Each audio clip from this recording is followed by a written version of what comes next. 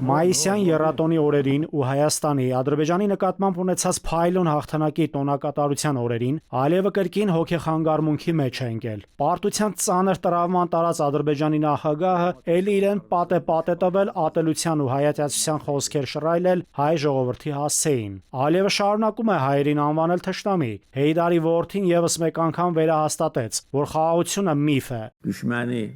torpaqlarımızdan Մենք թշնամուն վտարեցինք մեր հողերից եւ վերականգնեցինք մեր տարածքային ամբողջականությունը։ Ադրբեջանական ժողովուրդը ոչ մի վնաս չի պատճառել հայ ժողովրդին։ Մեր նկատմամբ նման ատելության պատճառները թերևս պետք է ուսումնասիրվեն հոգեբուժների, հոգեբանների եւ բժիշկների կողմից։ Քանի դեռ հայ հասարակության քաղաքական ուժերը շարունակում են ապրել Ադրբեջանի նկատմամբ ատելությամբ, մենք պետք է զգոն մնանք։ Հիշեք իր ելույթը Եվրոպական համայնքի գագաթնաժողովում Հայաստանում անցկացված։ Իր ելույթը ոչ թե խաղաղության մասն է, ագրեսիվ ելույթ է։ Ալիևը հայտնել է, թե իբրև ինքն է Հայաստանի հետ հաստատված խաղաղության հեղինակը։ Նրա ձևակերպմամբ, եթե ինքը դա չցանկանար, խաղաղություն չէր լինի։ biz istəsəydik Եթե մենք ցանկանայինք, կարող ենք ռազմական գործողություններ իրականացնել ամենուր։ Հայաստանի ղեկավարությունը գիտի դա, եւ նրանց հետևում կանգնածները նույնպես գիտեն դա, անկախ այն հանգամանքից, որքան աջակցություն են նրանք տրամադրում Հայաստանին։ Նրանք գիտեն, որ մեր ուժի դեմ ոչ մի շանս չունեն։ Նրանք անօգնական են։ Եթե Ալիևի համար նույնիսկ ԵՄ դիտորդների ներկայությունը հայ-ադրբեջանական սահմանին ընդունելի չէ, եթե Հայաստանը դառնում է ԵՄ անդամ,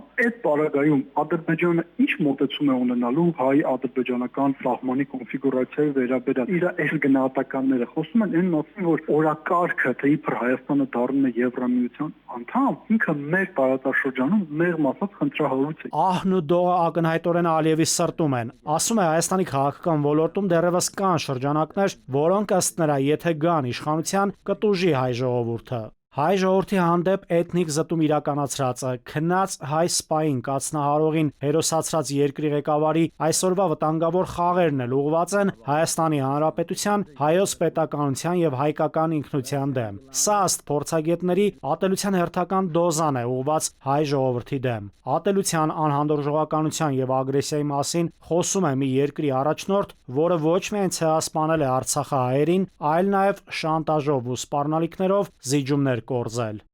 Նաիրի Մուրադյան, ժամը լրատվական։